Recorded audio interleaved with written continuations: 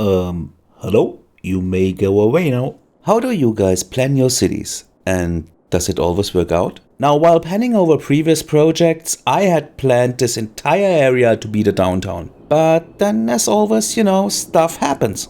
Over there, the old Market Street comes into view. And even though it is such an architectural misfit, it is exactly where it needs to be for its 5% commercial bonus. So this really gave me headaches for a while. Until I decided to turn it into a feature. And then came all these great ideas on how to turn this into an amazing place for our tourists and citizens to visit. So today we are going to build the Ol'Town. Hello peeps, Drakken here. Welcome back to the 20th episode of Building Drakken. This will be a very special one because I would like to take this opportunity to introduce you into Drakkens history. I mean, we all know it's just a city within a computer game and just like 3 years old, but we could imagine, right? But before we get to that, here is a brief update on how the city is doing. After we put in the concert area and the commercial and office expansion in this area, our population is exploding. Along with it, our unemployment rate is skyrocketing. Won't be able to fix this with industry because our clockwork industry is so effective already that it produces goods for a city probably twice the size of Drakken. So with the jobs demand we have to build offices this time, and probably also the next few episodes, until hopefully we are going to get the unemployment rate back under control. Cannon fire. John was instantly awake and set himself up. Again, 2 more shots, followed by many. Far. The coastline probably. He was sitting in this cell for about 2 weeks now. Still a better outcome than 5 of his 6 comrades had. A quick death by a short drop. Comrades is an overstatement, as the little group was forced to work together on the Duke's behalf. He felt shame about betraying them, but he hardly knew them, right? Bartholomew was different. Big farmer guy, husband, 2 kids. He couldn't pay the taxes and John liked him, so part of the arrangement was to have him spared as well. Funny, a few weeks back, John found himself in kind of a similar situation. It was a cage on a carriage back then, and the guards wore Duke Thompson's sigil. Oh, right, it also was for a totally different reason. John and his partner Nancy were spending some hard-earned cash in a tavern after tricking some wealthy guy in a card game, when Duke Thompson's henchmen stormed in the room. John assumed he'd be brought to the Duke's court for a quick trial with an unlucky ending, as they reached a campsite. John had trouble estimating how many people would be in this camp because the clearing just housed 3 bigger tents, and then more in the woods there were smaller tents all over the place. After 2 days chained to his spigot, he was led into one of the bigger tents. In the middle of the tent stood a big table with John's belongings spread out on it, including his notebook, which contained some special pages. Those were opened and his lockpicks lay upon it. An obviously higher-ranking officer of this unit entered the tent, sat behind the table, and then John and him talked. So, you're not just an ordinary thief. In essence, John was made an offer he could not refuse. It would be either the gallows for him and Nancy, or a working contract with Nancy's life as security for his corporation. Given the circumstances, John decided for the latter. After his shackles were removed and he was given his tools and weapons back, his order was to meet people in a tavern in 2 days. There he'd receive further instructions. John knew the place. It was in a small village in the south at the shore, and 2 days were plenty of time to reach it. So John decided to take a little detour along the coast, for he remembers there were some lovely villages on his path. At midday, he has hunted himself a little rabbit and had a little barbecue, as he noticed a group of soldiers on the path, heading south. He didn't count them yet, but as he traveled south, he noticed some little changes to those lovely villages. The piers were expanded, and every so often there were big forges erected, bustling with activity. He started to automatically memorize the changes. As he arrived at a tavern in the evening of the 2nd day, the leader of the gang introduced him to some thugs and Bartholomew. Those racketeers were bragging about the jobs they pulled and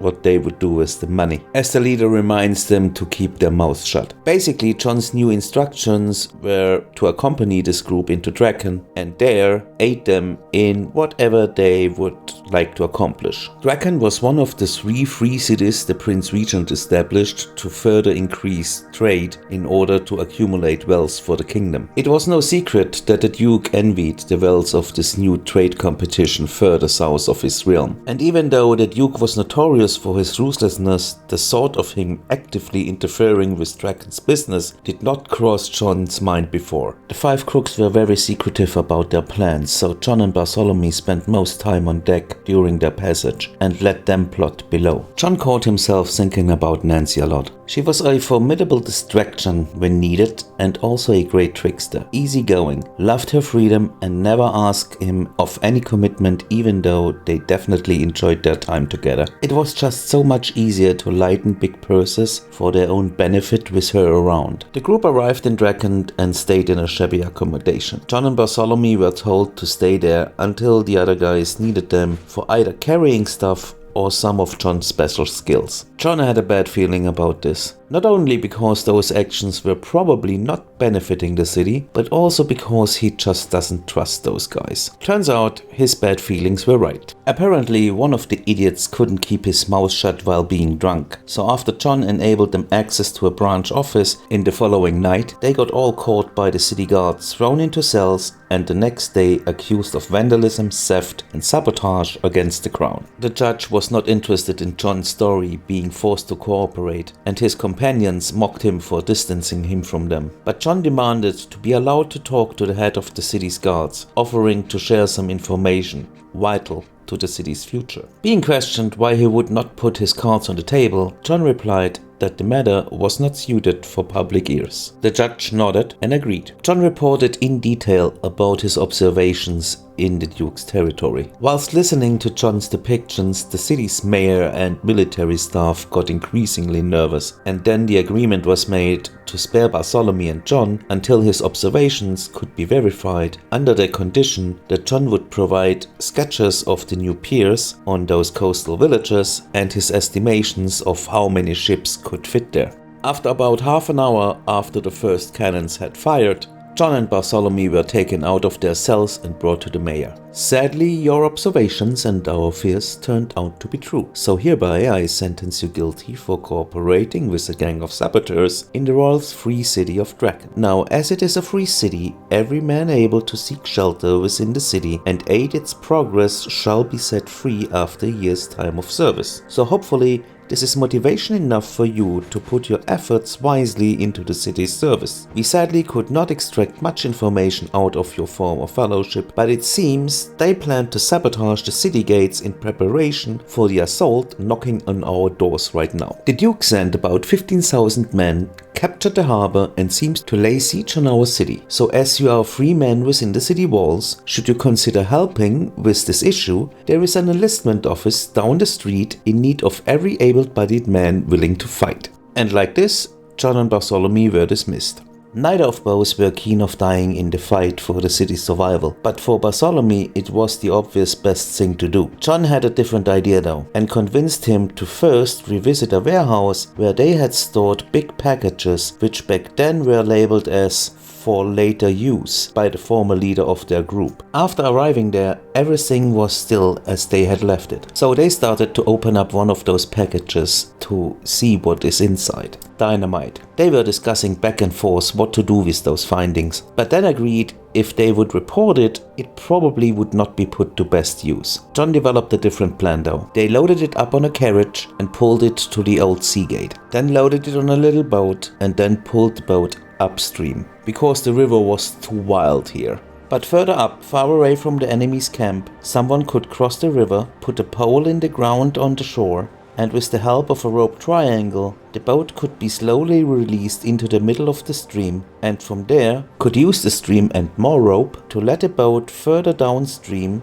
in order to reach the bridge, which was connecting the town to the other side of the river, where the Duke's encampment was set up. Jon told Bartholomew it would take him 2 days to prepare the bridge, and then he'd need Bartholomew to ensure that someone would shoot an ignited arrow at the boat. So when night came, they ensured that Jon would reach the bridge under the cover of darkness, with the boat and the dynamite. Then, after Jon ensured that the boat would stay in place behind one of the bridge pillars, they used the rope to pull more utensil over to the boat. The next day, Bartholomew asked for an audience with the mayor. He explained John's plan, and even though the mayor called it madness, he agreed to provide a sharpshooter which could fire an ignited arrow over on the boat as soon as John gave his sign. As the siege was raging on, big parts of the city went up in flames. Bartholomew held watch on one of the towers, looking out for his friend John, who obviously could only operate at night to prevent detection. The situation became really dire in the days following. The city gate was destroyed by cannon fire, and the only thing that prevented the Duke's forces from crossing the bridge was the crossfire from the city guards. Finally, John signaled. The city's defenders reduced their crossfire, and the Duke's army attempted to storm the city. As the arrow was shot, John picked it up and shortly after was seen hastily swimming down the river, while the Duke's men started to fire at him. Then the bridge blew up.